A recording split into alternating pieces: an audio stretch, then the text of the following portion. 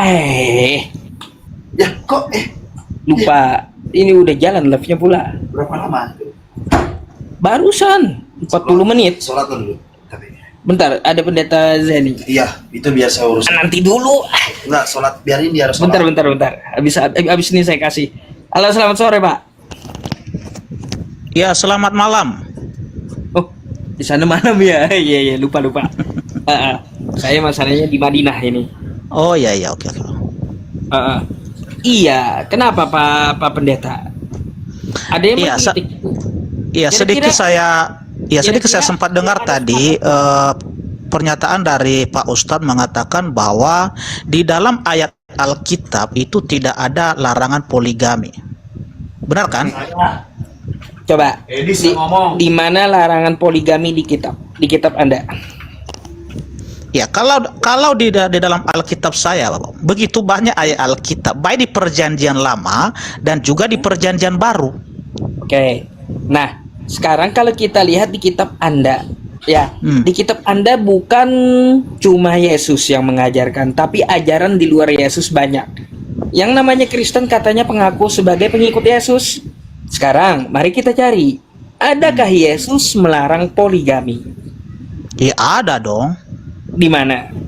Ya, kalau kita baca di Matius 19 ayat yang ke-5 dan ke-6 itu, ya, jelas di situ bahwa itu konteksnya itu melarang perceraian, ya. Tetapi di situ sekalian, ya, Yesus menyinggung di sana, ya, bahwa pada awal penciptaan manusia itu Adam dan Hawa itu mereka diciptakan itu hanya satu laki-laki dan satu perempuan.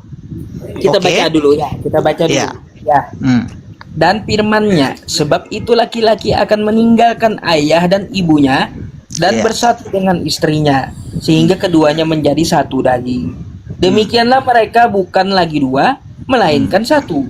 Karena Iya. itu apa yang telah dipersatukan Allah tidak boleh diperceraikan oleh manusia. Mana Iya. larangan poligaminya? Iya, jadi di situ ditekankan, ya, dua hal di situ yang ditekankan adalah tidak boleh bercerai dan suami dan istri itu harus satu, ya, baik itu suami dan itu istri hanya satu, ya, diizinkan baik itu suami dan juga istri di situ, ya, karena disinggung di situ apa yang telah dipersatukan oleh Allah tidak boleh diceraikan oleh manusia. Dijelaskan di ayat seterusnya nanti, ya, artinya bahwa di situ, ya, disinggung soal penciptaan Adam dan Hawa.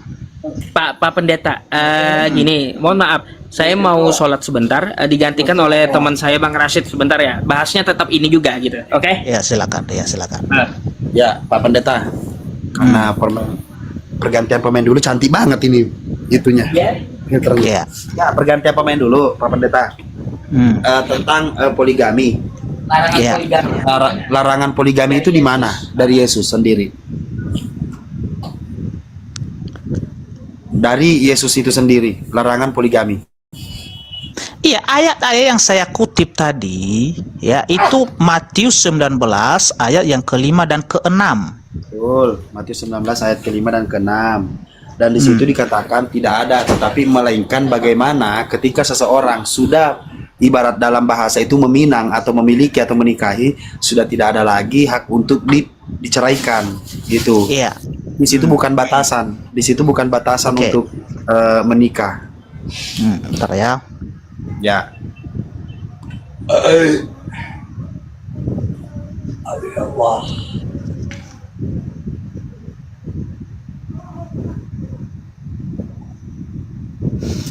Ya, begini Rasid, ya. Ya.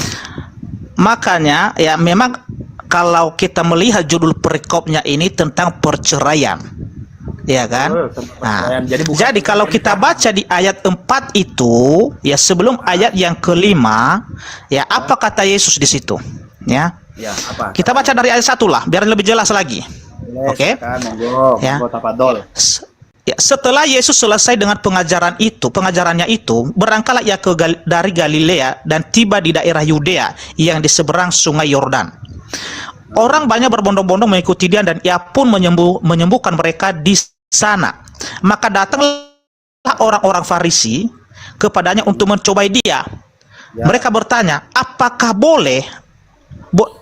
diperbolehkan orang menceraikan istrinya dengan alasan apa saja?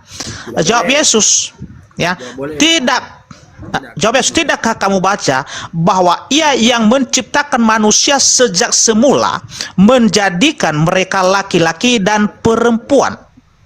Dan firmannya, sebab itu laki-laki akan meninggalkan ayah dan ibunya dan bersatu dengan istrinya sehingga keduanya menjadi satu daging.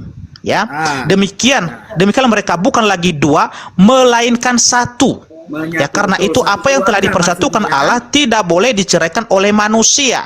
Ya, jadi ayat ini juga menekankan ya bagaimana ya ketika Tuhan itu menciptakan Adam dan Hawa ya di Taman Eden, mereka itu hanya satu Adam dan satu Hawa, satu orang saja Hawa di situ. Ya, tidak ada di situ satu laki-laki dan 4 perempuan atau 1000 perempuan, nggak ada. Hanya satu laki-laki dan satu perempuan, dan satu laki-laki dan perempuan karena mereka sudah satu tubuh ya.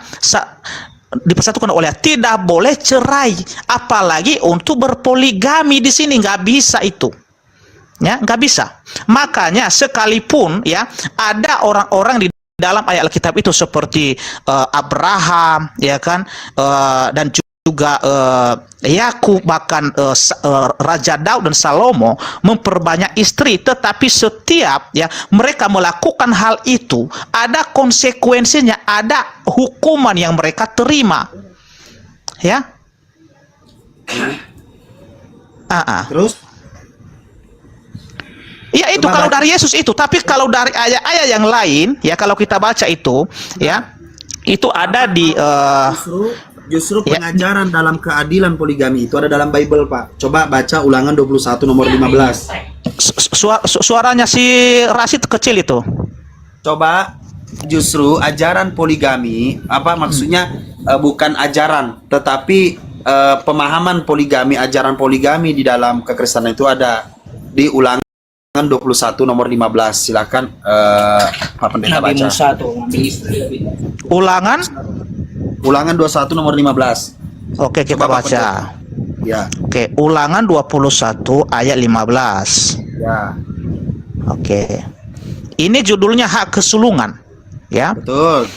Apabila seorang mempunyai 2 orang istri, ya, yang seorang dicintai dan yang lain tidak dicintainya, dan mereka melahirkan anak lelaki baginya, baik istri yang dicintai maupun istri yang tidak dicintai, dan anak sulung adalah dari istri yang tidak dicintai, maka pada waktu itu ia membagi warisan harta kepunyaannya kepada anak-anaknya itu. Tidaklah boleh ia memberikan bagian anak sulung kepada anak dari istri yang dicintai. Bentar ya. Kepada anak-anaknya itu tidaklah boleh ia memberikan bagian anak sulung kepada anak istri yang dicintai, merugikan anak dari istri yang tidak dicintai, yang adalah anak sulung. Oke. Menurut Pak Pendeta, ayat ini pembelajaran apa, Pak Pendeta? Silakan.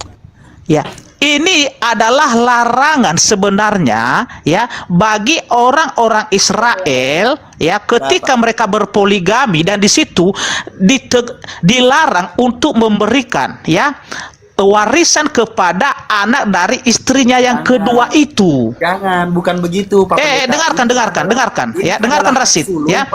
Makanya dari mana dimulaikan ini ya? Dari Abraham. Makanya ketika Abraham menikahi Hagar ya, Hagar yang budaknya atau hambanya si Sarai itu ya, anaknya Ismail itu tidak dapat warisan dari keluarga Abraham, dari keturunan Abraham ya, itu karena dia adalah istri kedua. Itu pengajaran warisan kepada,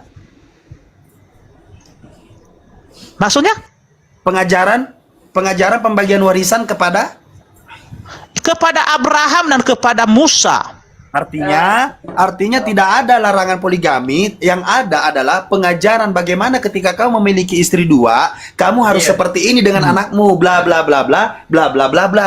Begitu, Pak. Tapi kalau larangan poligami ya ada di Ulangan 17 ayat 17. Lantas artinya bagaimana ketika ada pengajaran poligami. Bible, coba sadar Pak Pendeta. Anda membantah Bible Anda, di sini ada pengajaran bagaimana orang adil ketika dia berpoligami. Bagaimana Anda mengatakan bahwa dalam itu Bible adalah ya itu adalah aturan ya itu adalah aturan kalau ada orang Israel yang memaksakan untuk berpoligami ya mempunyai istri dua atau tiga dan sampai seperti Salomo yang ke 1000 orang, maka inilah yang harus mereka lakukan. Artinya anak dari istri kedua itu tidak dapat hak dalam warisan. Ya, itu aturannya. Ismail mendapatkan harta warisan tanah kosong. Buktinya semua anak-anaknya Abraham bagaimana? Ismail mendapatkan tanah kosong. Sebentar ya. Coba bagaimana? Anaknya Abraham? Ismail dan Ishak bagaimana? Iya, yang sah menjadi anaknya itu yang selamanya berdiam bersama dengan Abraham itu adalah hanya Ishak, sedangkan anak-anak yang lain tidak termasuk dalam warisan, tidak termasuk.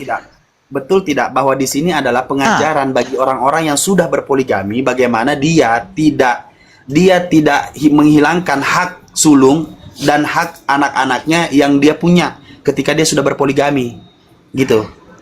Sepakat dulu itu, kita harus pahami dulu. Di sini adalah bagaimana Tuhan berfirman. Ini adalah aturan yang telah ditetapkan oleh Tuhan. Kalau ada orang Israel yang memaksakan untuk berpoligami, maka inilah aturannya. Ya, suka-suka Pak Pendeta lah udah atur itu. Pak Pendeta.